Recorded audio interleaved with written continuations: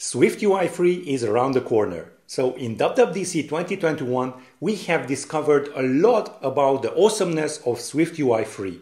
I have compiled 21 of the most important parts SwiftUI 3 is going to give us. So, Alex here from Rebeloper.com, and if you do like these types of videos, go ahead and subscribe. Let's open up Xcode, then let's dive in. WWDC 2021 has given us so much. SwiftUI 3, async await, and today I'm going to break it all down to you. Well, there will be a lot more, like not just this tutorial. I'm going to split it up into 3 segments, and today we are going to start off with SwiftUI 3. We are going to take a look at everything what's new in SwiftUI 3. There will be 2 parts on SwiftUI, and there will be one last final part on async await. So today we are going to start off by counting down to the topmost 21 SwiftUI 3 features. As you can see, I have already prepared a starter project that we can use because there's quite a lot to cover here and I don't want to waste time setting up things. So there's a link in the description where you can find all the resources for my YouTube channel, including this video as well. But if you go to my GitHub profile, there's Rebeloper/SwiftUI3Fun, and make sure that you are not selecting the main but the start here branch, and then go ahead and download the zip file and you can follow along this tutorial. Of course, we are going to cover only a few in this episode. There will be more to come, of course, and if you do want to check them out and you want to be notified when those come out, go ahead and hit that subscribe button and the notification bell. Okay, so now we are going to dive deep. As you can see, we are on Xcode 15 beta. Let me just open up the about page. So it's not 15, 13, version 13 beta. So yeah, everything that you can find in this tutorial, you have to download Xcode 13.0 beta. Okay, so yeah, just so you know, we have access to iOS 15. Okay, so we have a few things here. I have set up some models, some view models that will help us along the way. And here is the long list of views that we are going to cover in this tutorial. So let me just start off by building and running this project. And as you can see, here we have the list that we are going to tackle. And the first one is pull to refresh. So let's dive in. The first topic is pull to refresh on list. This isn't available on a scroll view, unfortunately, not just yet. Maybe it will be at some point. By the way, if you are taking a look at this into the far future and maybe some other beta versions have come out, these might break, these might change, but yeah, this is right after WWDC 2021. So the first one is pull to refresh. So yeah, go ahead and take a look at how I set all of this up. Basically, I have the content view, which has a tab view, which includes the home view and a profile view. And on the home view, I have a switch cases for the example view. There it is. And all of the example views are shown right over here. All 21 for WWDC 2021. Okay, so the first one is our pull to refresh list pull to refresh view. As you can see, this is a plain old list with a for each loop, and it has some models on the view model. Let me just jump to definition right there.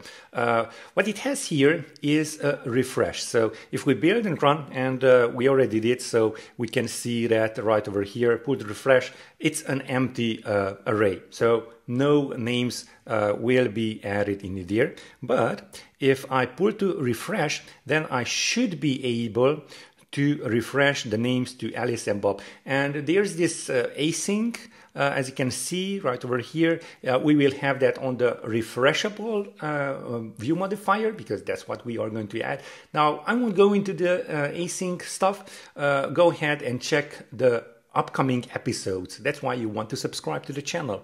Okay, so what do we want to do here? Well, it is so darn easy to use this. We just want to add a refreshable view modifier to our list. And there it is, just refreshable, as you can see. And we just want to call the view models refresh. Now that is an async function, so we want to wait. And the refreshable, by the way, is also async. So the view modifier is also marked as, well, the completion of the view modifier is marked as async. So wait functions can be added right over here. Go ahead and check out my upcoming videos on that. So we just go view model.refresh. And basically that's it. How awesome is that? Now we have a pull to refresh functionality on our list. So let me just go ahead and we just scroll down, and there it is. I have pull to refresh on my view. Let's not waste time, and let's take a look at another well-thought, well-craved feature, and that is the separator lines, like editing the separator lines in our list. And yeah, that is pretty straightforward. Let's just go right over here, list separator example. Again, we have a list right over here. Now, what we want to do right over here is, well, first of all, my main feature was to hide the separator rows. And then we just go list row separator, and there we go. We have a visibility. I will also talk about the tint, but let's just create a visibility dot hidden, and there it is. We just build and run, and now we won't see any separators. As you can see, no separators between the numbers. Now there's a cool trick to also not hide the separator, but give it a color. So list row separator tint, and there it is, a color. Let's just give it a red so we can see it, and that will tint, of course, the separator to red. There it is. Okay, so there's also one thing that I want to note here, that you can add a badge. Now badges, you know, they can be usually added to the tab bar item. And let's just start off with that, but we can also add badges to our row in the list. So let's start off by adding some badges to the profile, and that is under the content view right over here. And all we have to do is, of course, add just badge. And as you can see, we can add an int value. We can add also text, a string. Let's just go with an int value right over here, maybe 23. And let's just hit Command R again, and now you will see that badge right over there. Really, really cool stuff. But how can we add some sort of a badge right over here? Well, we can also do that. Let's just go back here, and on the list, on the actual cell on the for each view, we want to add the badge before the list row separator tint color, because then that won't be applied. Maybe this will change in future versions, but you want to add the badge right over here. Like, let's just add some text for now. I don't know, badge. Okay, let's see that how that looks like. Of course, you can just add others also, but yeah, just badge right over here. Add anything you want, text, int values, and so on. Of course, you can also bind it to a straight property. And that's it for our list separators. Now we want to take a look at the swipe actions, because that is really, really cool in SwiftUI free. Let's just select a list swipe actions example. As you can see, it's just a brand new list again. And now I want to add swipeable actions. As you know, if you are coming from UI Kit, you already know that we can swipe to delete and all of that good stuff. Now we have swipe actions. So those have to be added onto the for each, and we just go dot swipe actions, and let's just go use the full version. We can just use the simple content that will just imply the default edge and allows full swipe values. But for the edge, let's just go dot leading, and allows full swipe. Let's just delete that for now. I will just use that on the other one, because yes, we can add multiple swipe actions on our views. And for the content, well, here comes the new interesting part in SwiftUI. We are going to add in here buttons. Now, buttons, I will talk about buttons in the next episode, but just think that buttons are now universally available. So here on the swipe actions, we are going to add in buttons, and the system will know how to render them out correctly according to this context. So let's just add one button here. So a button, and that would be, let's just add a role here for our button, and I'm going to use this one, why not? Let's just have the role of the button. Let's just have here console. That's also some new stuff that I will cover on the button section. And here we have some actions. Let's just print out that we are going to pin, and on the label, let's have a label, and with a string protocol and system image name, and that will be a pin. And for the system image name, just a simple pin. Now you will see, let's just see this so in action.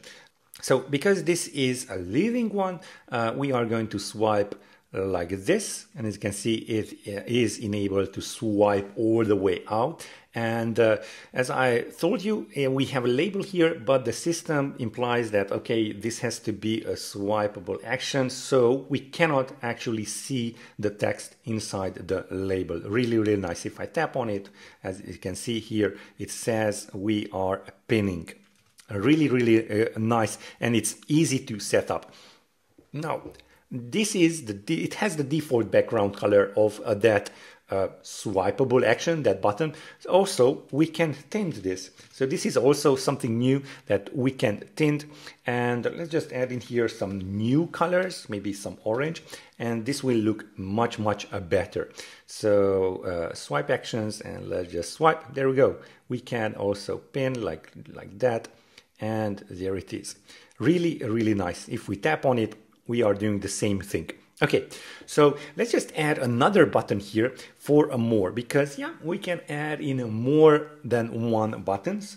So let's add in here a button, or rather, let me just copy and paste all of this into here. And for the role, let's just have none. We can also have the role of none. Here we are just going to go more, and the system image name will be ellipsis. Okay, so yeah, and let's remove the tint color. I don't really care about the tint color. Now, if I just go ahead and build and run, we will see that there are now two buttons. If I tap on more, there's pin, and if I swipe, then the pin will be activated. And now finally, let's just add a delete button, because yeah, that is what it's usually used for.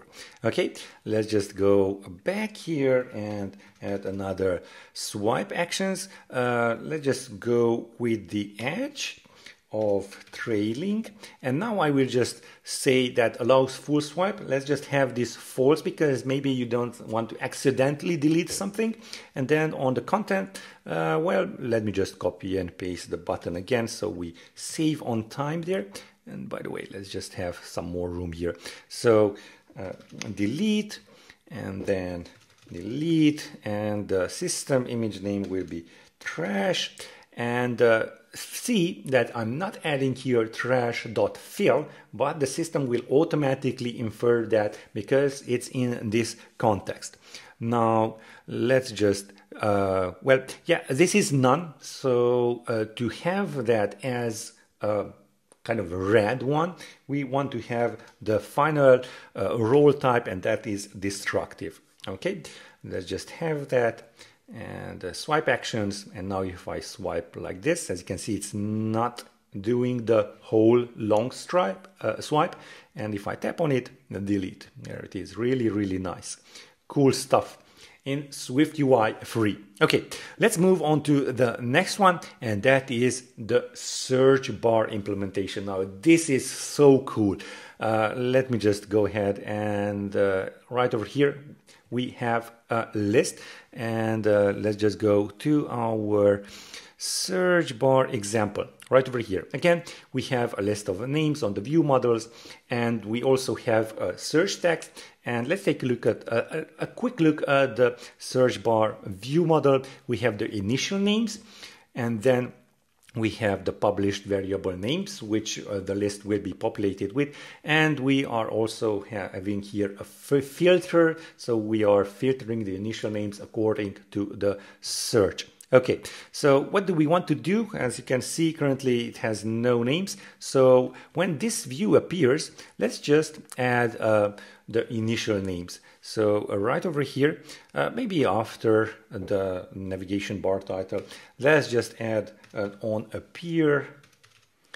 Okay, let's just perform some code, and we just go view model dot names, that is the published variable, equals to our view models dot initial names. And as you can see, the names are used on the for each view, and we are just presenting them inside the text. So search bar, there it is, Alice, Bob, Cardo, Ellen, and Frank. Okay, so if I just scroll down, I want to see a search bar appear as a default. That is kind of how the search bar appears in iOS. It's a really iOS-like. So what you want to do, it's really straightforward. On the list, you just add a searchable. So searchable. And let's just go and use this simple one for now with the title and the binded text. So the title would be maybe search. Okay, and the binding will be our search text, so $search text. And that is it. That is some basic search functionality that you have right over here. Here is the search bar, and we just go maybe A and Alice, but it's not updating. So how would we do that? Well, we want to have some functionality on that. We want to see when the search text is updated. So this search text state variable. So that is going to be used with an onChange view modifier. So let me just add that maybe after the searchable, it should be okay. So on change of, and we want to perform something. Search text. And what do we want to do? Well, we want to filter the names. So we would just go view model dot filter for the new value. Go ahead and check out how that filter is implemented on the view model. Okay, search bar. Let's just scroll there, and A, there it is. Maybe B, and though. Really nice. Now that is like, I see that it's just 4 lines of code, really nice, but there's also more to the search bar. Of course, we can cancel out, just so you know. Okay, so there's more to the search bar. Let me just comment this part out, because the filtering part should stay there. We can also have a placement, like the automatic placement is on the navigation bar. Of course, yeah, just a reminder, this is available when you are inside the navigation view. And we can also have suggestions. So this is really cool. Let's just start typing that up. So searchable. And let's just go and use the one with, not the placement, but the one with the suggestions. Title, well, let's just go suggestions, and we will have some more. Okay, so as you can see, there's quite a lot here. So what I need here is the one with the title, string protocol, placement, and suggestions. It's this one. Okay, so the title, search, again, a binding, search text with the $sign placement. Yeah, as you can see, auto navigation bar, drawer, sidebar, toolbar, you can add this into different places. I just wanted to let you know that you can do that. I'm just calling automatic here. And here comes the interesting and new part, is the suggestions. Well, we want to have a for each view with all the suggestions. So yeah, this will be a little bit complex at first, but let me just type it out and you will understand that. So for each, we are having a for each view right over here. And what do we want to have in here? Well, we want to grab the view models names and we want to filter them. So we are going to filter them right over here. And we are going to get a name here, a name, and then on the code, first of all, we want to return true. So we want to go and add all the names if the search text is empty. So search, let's have that as a ternary operator. If search text equals empty string, then we are going to go with true. Otherwise, well, what do we want to do otherwise? We want to compare if the search text contains, if the name contains the search text. So name, and I'm going to go with lowercase because I want to include all cased search suggestions also. So lowercase dot contains, not with the where, but contains, with the string protocol, and we just go search text dot lowercase. Okay, so that is, I think, yeah, the content is missing. I don't know why wouldn't it add it right over here, but yeah, let's just, I think, yeah, we want to do it like so. So two parentheses, if I'm correct, and a comma right over here. Well, this was really strange with the auto completion, and maybe I'm not there just yet. So okay, so that is for our data. Now we want to have an ID on our for each view. So ID, and that will be self, and oh, we need a dot here. And finally, we just go ahead and add our name in and have a text on that name. As you can see, that is a string. And we can have this as a search completion also. So dot search completion and name. Okay, so when you hit return, then that will be used. I think, well, something's wrong here with the for each. So there were some issues here with some parentheses. I have copied out my code from the demo project. So this is how it looks like. Most probably there was some issues with the auto completion, but yeah, this is what you want to use. And now let's just build and run and see the search bar in action. This is so cool.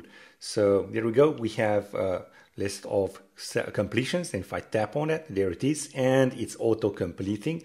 But if I just go ahead and type in maybe A, and then select Frank, and then select it, and there it is. Select it again, and there it is. We have our search bar implemented. We can also cancel out. Really nice. Okay, so that is search bar. Let's move on and to another really cool thing that is coming to SwiftUI free, and that is async image. Now that means that you can download images from the web asynchronously and present them into your app. This wasn't possible before in SwiftUI. Of course, there were some really nice GitHub repositories to handle those, but now SwiftUI free supports async image. So let's just go into the async image example view. As you can see, here we have our URL, and that is from Unsplash. And yeah, let's just start typing out async image. And we are going to go with the simplest one, URL, and there it is. And one note here, as you can see, URL is optional, so you don't have to worry about guard unwrapping that or giving it a default value, it will take care of the optional. If that isn't an actual URL, then it will show a gray background for it. Of course, if the image isn't found, a gray background again. And we can also add placeholders. So yeah, let's just go add our URL here. And then what should we do? Well, we should add in here, first of all, we are coming back with an image in here because we want to make this resizable, and this is how you just kind of customize your image that is coming back from the URL, because of course SwiftUI at first doesn't know, for example, the size of your image. So we want to make this resizable right over here, and then we want to give it a frame and height. Let me just add in here a placeholder also. So placeholder, and let's just add a Z stack right over here with a color and a new color of mint and progress view. Okay, so that would be our placeholder. Okay, and now we can finally customize our async image view. So let's give it a frame, and let's just go with 300 by 300, no alignment. While the default alignment is fine by me, I just forgot the dot there. And then we want to make it maybe scaled to fit, dot scaled to, well, let's just go with scaled to fill. And then let's give it a corner radius of 25, or maybe just 15. 25 will be a lot more. And then, of course, clipped, because this is scaled to fill. And this is so much awesome. So really, really nice adding to SwiftUI. So async image, there it is. And it has been downloaded. Really, really cool stuff in SwiftUI free. Next up is materials. And with materials, let's just go into the material example view. You can see here, I have a background with an image, and I do have that image on the assets. And this is, again, the same image that we downloaded from Unsplash. And this is from @Corpa. Go ahead, a big shout out for @Corpa on Unsplash. Go ahead and check out his portfolio or her portfolio, don't really know. And yeah, let's just see how this looks like at the moment. It's not that good. You can see it's this background image, and you can't really see this. So let's add a background material on the text. So after the padding and before the corner radius, let's add a background. And this is really cool. So just go ahead and go dot and ultra thin material. Yep. Let's just build and run and see how this looks like. So material, really, really nice. So super cool. It's just one line of code. Also, you might want to not use background. You can also use an overlay. So let me just comment this out, and then on the background itself, let's just add an overlay. So dot overlay. I'm adding the overlay because this is the image. Okay, and then let's just go for thin material. Okay, so hit Command R again, and async image. Oh, not the async image. We want to use material. It's really, really nice. So there we go. Now we have access to materials. Next up, I want to talk about ONSUBMIT. Now, what does ONSUBMIT mean? Well, if you are tapping the return or done or the go button on your keyboard, then that will be registered as an ONSUBMIT. So let me take you through an example. Here it is on submit example. Here we have our text field with the name, and here if I add, well, first of all, let's just go ahead and type out on submit. So maybe after the padding or whatever, somewhere on the V stack. So on submit, and as you can see, we have two types, one with taking all of the ONSUBMIT types, and we are going to also talk with the about the triggers too. So on submit, and let's just print out the maybe name equals name. There it is. So let's just build and run. And whatever I type into the name, let's just go on submit. There it is. Hit Command K to show the keyboard on the simulator. And yeah, whatever I just type in here and hit return, you will see name I don't want. Well, that's a strange name, but yeah, you will see that submitted on submit. But let's just talk a little bit about the other on submit. And for that, let me just comment that out, and let's add a searchable here because you already know how to use that. And the title will be name. There we go, name, and the binding will be search text. So we are going to search for a name, and when we hit on submit, we want to separate from the search type or the simple text field name. So what we want to go is use the other one, so on submit of, and here we have some options. So we have search or text. Let's just choose search, and then the action will be, I don't know, let's just print out search and then search text. Let me just copy that out and paste it in there. So now we will see that search text. So on submit, there we go. And then let's just type out whatever.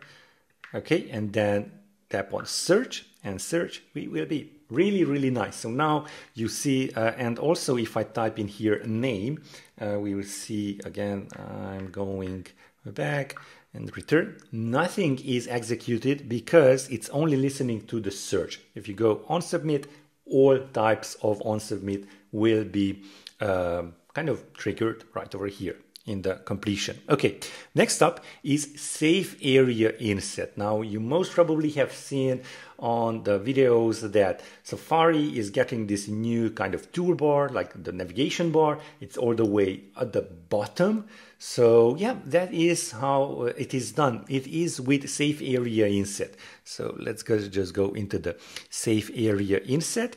And yeah, here we have a list. Let me just go right over here. Just cancel that out, go back, and save area inset. We have a list of numbers. Really cool. So what I want to do here is just add some sort of a view right over here. And how to do that? Well, let's just go and add it right over here. So dot save area inset. And there are some options here, but I will just go with maybe with the edge, horizontal edge, alignment vertical. Well, let's just choose this one, and we just go bottom. Well, I should have chosen the other one, not with the horizontal. Set, and then just go with the vertical edge. Okay, so dot bottom, because we can go horizontal or vertical also. So a bottom alignment, let's just go for center, and then spacing maybe nil, but we can add in here whatever we want. And then for our content, we are just going to add, let's just go with an H stack. And I really want to mimic that kind of visuals that the Safari has. So let's just start off with a label and title, maybe our site, developer.com/mentoring, where you can hire me to mentor you. And then the system name would be Globe, okay? And let's just have here a padding and then a spacer. Okay, so that's our horizontal stack, and I do want to add some other functionality here. For example, we want to have a background and the style of ultra thin material, and then I want to give it a clip shape. So clip shape and rounded rectangle with a corner radius and side corner radius, yeah, this one, and maybe 21, and the style, I'm going to go with continuous. Okay, and finally, we are going to add in here a padding. Okay, let's hit Command R, and we will see our nice navigation bar. Yeah, really cool. And the cool thing here is that yeah, it's scrollable, and it's going to add like come all the way up and not hide behind this safe area inset view. Let's just call it like that. Really cool. We can also go for top. Let's just go for top here, and yeah, go ahead and check out leading and trailing for yourself. So there it is. Really cool. Nice. Okay, there are just a few on this for this tutorial. As you can see, it's taking quite a lot, so go ahead and check out the next video as well. If you haven't already done so, go ahead and subscribe so you get notified when that comes out. And the next one is the sheet interaction dismiss example view. So whenever you just presented the sheet in SwiftUI, you could just dismiss it with a swipe. Well, in some cases that shouldn't be allowed. There were some, it could be done with UIKit under the hood with some hacks, but now it's in SwiftUI. So what you want to do is on the sheet, on the view that you are presenting on the sheet, you just go interactive dismiss disabled, and basically that's it. Now you cannot disable the dismiss. Let's sheet interactive dismiss, showing sheet, and as you can see, we cannot dismiss it. Of course, you can tap on dismiss, and here is the code for that. We just go with the presentation mode and we just dismiss that. Okay, this was really short, but really helpful. Next up is the keyboard accessory example view, and we are going to wrap it up for today with this. Let's just go with the keyboard accessory view. Now, if you want to put some views onto your keyboard, this is how to do that. So we have a text field with a name, and let's just add it right over here. You add it as a toolbar. So you just go toolbar content, and for the content, it is a toolbar item. And we are going to go with a placement. You want to select placement because the placement will be actually keyboard. Okay, and for the content, well, for now, let's just go with a simple text. Of course, you can add in here a lot of functionality that you want.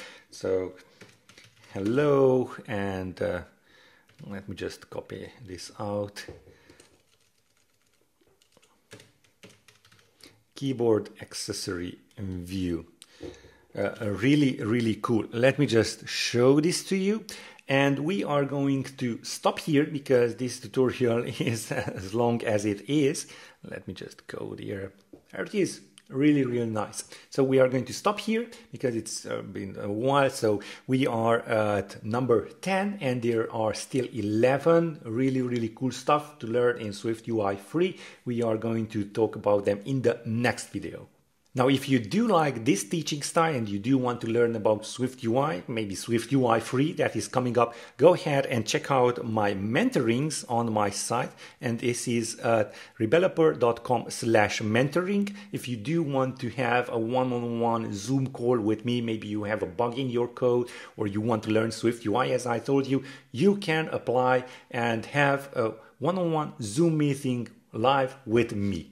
So these were the first of the 21 awesome features that SwiftUI Free has in store. Now, if you do like this video, go ahead and give it a thumbs up. And while you are at it, make sure to hit that notification bell to get notified of new videos like the next one, where I finish all of these 21 features. Go ahead and check out these videos as well too, as I talk a lot about SwiftUI, Swift in general. And as usual, I will see you in the next one.